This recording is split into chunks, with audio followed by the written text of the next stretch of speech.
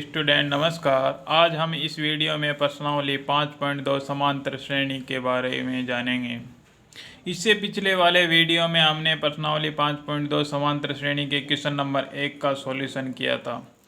तो आइए हम बिना देरी किए क्वेश्चन नंबर 2 को हम हल करते हैं। यहाँ पर क्वेश्चन नंबर 2 क्या कहता है? क्वेश्चन नंबर 2 कहता है कि निम्नलिखित में से सही उत्तर चुनिए और उसका औचित्य भी दीजिए। औचित्य मतलब उसका कारण भी दीजिए। यहाँ पर क्वेश्चन नंबर 2 का पार्ट फर्स्ट कहता है एपी का मतलब होता है समांतर श्रेणी। समांतर श्रेणी दे रखी है यहाँ पर 10, 7, 4 ... का 30वां पद है। यहाँ पर क्वेश्चन क्या कह रहा है कि 30वां पद हमको ज्ञात करना है। तो हम जानते हैं कि nवां पद का सूत्र क्या होता है। nवां पद का सूत्र होता है an बराबर AGT जाता है प्लस यहाँ पर एक घटा कर लिखते हैं। यहाँ पर n है तो यहाँ पर क्या लिखेंगे n-1 एक घटा कर लिखते हैं। फिर d से गुणा करते हैं। यहाँ पर nवां पद है, a प्रथम पद है, n पदों की संख्या है और d सार्वअंतर है। यहाँ पर हम इस सूत्र की सहायता से क्या करते हैं, यहाँ पर 30वां पद लिखेंगे।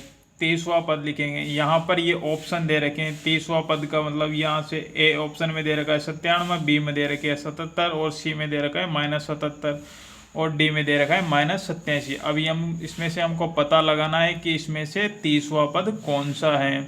इसका पता लगाने के लिए हम क्या करते हैं, A30 का सूत्र लिखते हैं 30वें पद का।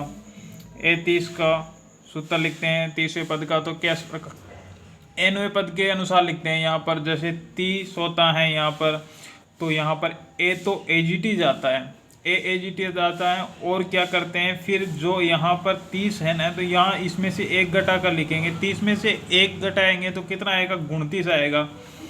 29 फिर क्या करते हैं D से हम गुणा करते हैं। तो यहाँ पर ये समीकरण नंबर हमने 1 मान ली। अब समीकरण 1 में हमको 30वां पद ज्ञात करने के लिए किस किस की आवश्यकता हो रही है। यहाँ पर A की हमको आवश्यकता हो रही है और D की हमको यहाँ पर आवश्यकता हो रही है। तो हमको AP दी हुई है यहाँ पर ये, इससे हमको A और D का मान ज्ञात करना है। यहाँ पर A1 प्रथम पद क्या दे रखा है 10, A2 क्या दे रखा है द्वितीय पद 7, A3 कितना दे रखा है यहाँ पर 4। अब यहाँ पर A1 बराबर तो क्या होता है, यहाँ पर A1 बराबर होता है A1 बराबर क्या होता है A प्रथम पद। अब वो कितना दे रखा है हमको 10। तो यहाँ पर हमको A का मान तो कितना प्राप्त हो गया, A का मान हमको प्राप्त हो गया 10। अब यहाँ पर हमको D का मान निकालना है। अब D का मान हम किस प्रकार से निकालते हैं, सार्वअंतर को बाद वाले पद में से पहले वाले पद को घटा देते हैं। तो यहाँ पर A2 माइनस A1 हो जाएगा। अब यहाँ पर हम देखते हैं A2 का मान कितना है 7 है, तो 7 रख देंगे। और A1 का मान कितना है 10 है, तो यहाँ पर 10 रख दिया। अब क्या करते हैं, यहाँ पर माइनस वाली संख्या बड़ी है, तो यहाँ पर छोटी संख्या में से बड़ी संख्या घट रही है, तो वहाँ पर माइनस की आती है। तो यहाँ पर 7 में से जब 10 जाएगा तो कितना आएगा, -3 आ जाएगा। अब क्या करते हैं, हमको D और A का मान हमको प्राप्त हो गया। अब समीकरण 1 में मान रख देंगे। समीकरण 1 में मान रखने पर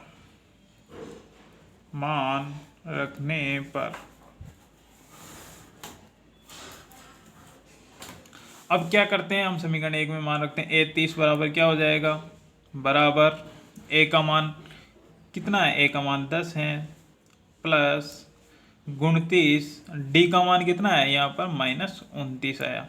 अब क्या करते हैं, यहाँ पर ये 10 हो गया, आगे सोल्व करते हैं इसको। अब 29 को जब हम -3 से गुणा करेंगे तो यहाँ माइनस का तो माइनस आ जाएगा। अब 3 को गुणा करते हैं, 3 नाम कितना हो जाता है, 3 नाम हो जाता है कितना 27 हो जाता है। 27 फिर हासिल लग जाती है कितनी 2, फिर 3 दूनी 6 हो जाती हैं। फिर यहाँ कितना आ जाएगा 6 और 2 कितना हो जाएगा 8 हो जाएगा। यहाँ पर 8 हो गया। तो यहाँ पर 10 में से जब 87 घटेगा तो माइनस का आएगा कितना आएगा, -77 आएगा। तो यहाँ पर हमें पता लगता है कि यहाँ पर 30वां पद कितना आ गया, यहाँ पर ये 30वां पद आ गई है, इसका आंसर हो गया। क्या हो गया, ये इसका आंसर हो गया कितना, -77। तो इसमें ऑप्शन सी हमारा सही हो जाएगा। कौन सा पद है, 30वां पद। हमको 30वां पद यहाँ पर पूछा था। अब इसी प्रकार से हम क्वेश्चन नंबर 2 को हल करते हैं। जैसे क्वेश्चन नंबर 2 क्या कहता है, क्वेश्चन नंबर 2 कह रहा है यहाँ पर ए समांतर श्रेणी दे रखी है, इसमें क्या -3 -1/2 और 2 का हमको 11वां पद ज्ञात करना है। ऊपर वाले क्वेश्चन में फर्स्ट में तो हमको 30वां पद ज्ञात करना था, यहाँ पर हमको कौन सा पद ज्ञात करना है, 11वां। अब इसमें ऑप्शन दे रखे हैं हमको, ए दे रखा है 28, बी दे रखा है 22, सी दे रखा है -38, डी दे रखा है -48, सही 1/2। तो यहाँ पर हमको पता लगाना है कि इनमें से 11वां पद कौन सा है। अब उसका पता लगाने के लिए हम क्या करते हैं, हमको nवां पद का सूत्र हमको याद है, सही ऊपर हमने जाना था, ये रहा। अब क्या करते हैं, उसके अनुसार हम 11वां पद लिखते हैं। 11वां पद क्या हो जाएगा, A11 बराबर ए, तो एजीटी ऐसे कैसे आता है। फिर क्या करते हैं, हम यहाँ पर लिखते हैं जो संख्या, क्या करते हैं इसमें से एक घटा का लिखते हैं। 11 है नहीं तो यहाँ पर एक घटा का लिखेंगे, 11 में से कितना हो जाएगा 10, फिर क्या हो जाएगा डी। अब क्या करते हैं हम, अब हम कोई इसको दे देंगे समीकरण 1 दे दिया। अब यहाँ पर हमको समीकरण 1 में 11वां पद ज्ञात करने के लिए ए की जरूरत पड़ रही है और डी की जरूरत पड़ रही है। इसको हम कहाँ से निकालेंगे, हमको इससे, यहाँ से निकालेंगे, इस एपी से। अब यहाँ पर A1 बराबर -3 दे रखा है, A2 बराबर -1/2 दे रखा है और A3 बराबर क्या दे रखा है, 2 दे रखा है। अब A बराबर प्रथम पद, हमको ज़्यादा दिमाग लगाने की जरूरत नहीं है, क्वेश्चन में दे रखा है कितना -3, इसको हम A1 बराबर भी लिख सकते हैं। ये हो गया, A का मान कितना आ गया -3। अब D का मान निकालेंगे, D सार्वंतर। D का मान किससे निकालते हैं, बाद वाले पद में से उसके पहले वाला पद को घटा देते हैं, A2 -A1 हो जाएगा। यहाँ पर क्या करते हैं, माइनस कितना है A2 का मान -1/2। अब क्या करते हैं हम, यहाँ पर माइनस का चिन्ह सूत्र के अंदर, हम क्या करते हैं A1 का मान कितना है, यहाँ पर माइनस कोष्टक के अंदर लिख देंगे -3। फिर इसको हम आगे सोल्व करते हैं, सोल्व करेंगे -1/2 एजीटी आ जाएगा। माइनस को माइनस से गुणा करते हैं तो क्या आता है बच्चों, प्लस आता है, प्लस लिख दिया और +3 आ जाएगा यहाँ पर। फिर हम क्या करते हैं, यहाँ पर इसको सोल्व करेंगे। इसको सोल्व किस प्रकार से करते हैं, अब जैसे कि इसके नीचे क्या छिपा हुआ है, 1 छिपा हुआ है। अब क्या करते हैं, यहाँ पर इसका एलसीएम लेंगे। एलसीएम कितना आ जाएगा, 2 और 1 का 2 आ जाएगा। फिर क्या करते हैं, 2 का 2 में भाग लगाएं, एक बार जाए, 1 को -1 से गुणा करेंगे -1 आ जाएगा। फिर 1 का हम 2 में भाग लगाते हैं, 2 का जब 3 से गुणा करेंगे तो कितना आ जाएगा, यहाँ पर 6 आ जाएगा। जब 6 में जब -1 जोड़ते हैं तो कितना आता है, यहाँ पर आता है 5/2। तो यहाँ पर हमको डी का मान क्या प्राप्त हो गया, 5/2। अब हमको कोई दिक्कत नहीं है, हम समीकरण 1 में ए और डी का मान रख देंगे, जिससे हमें 11वां पद प्राप्त हो जाएगा।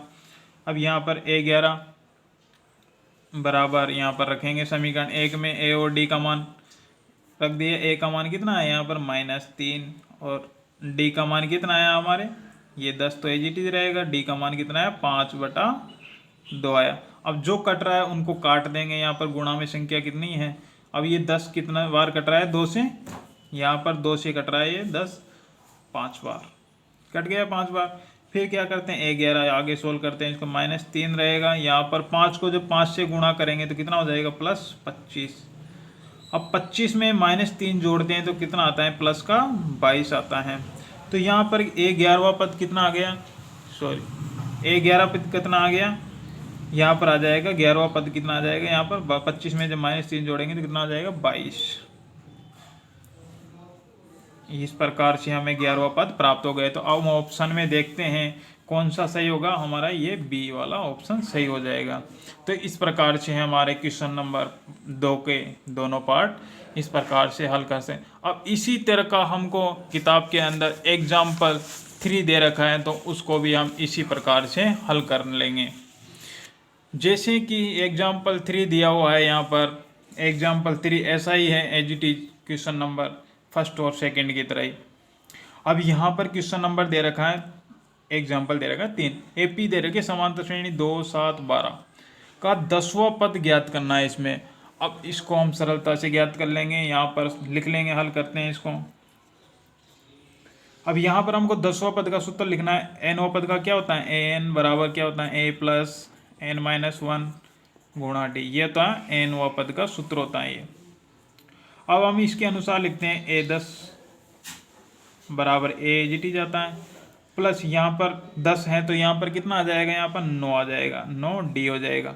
इसको हम समीकरण नंबर 1 दे देते हैं। अब क्या करते हैं, हमको इस समीकरण में किस किस की आवश्यकता हो रही है 10वें पद ज्ञात करने के लिए, हमको यहाँ पर हो रही है A की और D की जरूरत हो रही है। हम AP से इनका मान निकालते हैं। यहाँ पर A1 का मान ये है, A2 का मान 7 है, A3 का मान 12 है। अब यहाँ पर A1 का मान A के बराबर होता है प्रथम पद के बराबर। वो कितना दे रखा है हमको, क्वेश्चन में 2 दे रखा है। अब हमको D तो निकालना है। D किस प्रकार से निकालते हैं, बाद वाले पद में से हम पहले वाला पद घटा देते हैं, उससे पहले वाला A2 माइनस A1 हो जाएगा। यहाँ पर A2 का मान कितना है, यहाँ पर 7 दे रखा है, और A1 का मान कितना है, यहाँ पर -2 दे रखा है। ठीक है, फिर आगे इसको सोल्व करते हैं। जब 7 में से जब -2 करेंगे तो कितना आएगा, 5 आएगा। फिर क्या करते हैं, A और D का मान हमें प्राप्त हो गया। हम समीकरण 1 में A व D का मान रखने पर हम सारी चीज़ डिटेल से लिखेंगे ताकि हमारे एग्जाम में कोई नंबर ना कटे। रखने पर अब क्या करते हैं हम, A10 बराबर A का मान कितना आया, 2 आया, प्लस 9 इसके अंदर आ जाएगा, 5 कितना है, 5 यहाँ पर D का मान कितना है, 5 रख दिया। अब क्या करते हैं, हम जोड़ते हैं इनको। A10 बराबर कितना हो जाएगा, यहाँ पर 2 आ जाएगा, फिर 9 को 5 से गुणा करेंगे तो कितना आ गया, जो 45 आ जाएगा।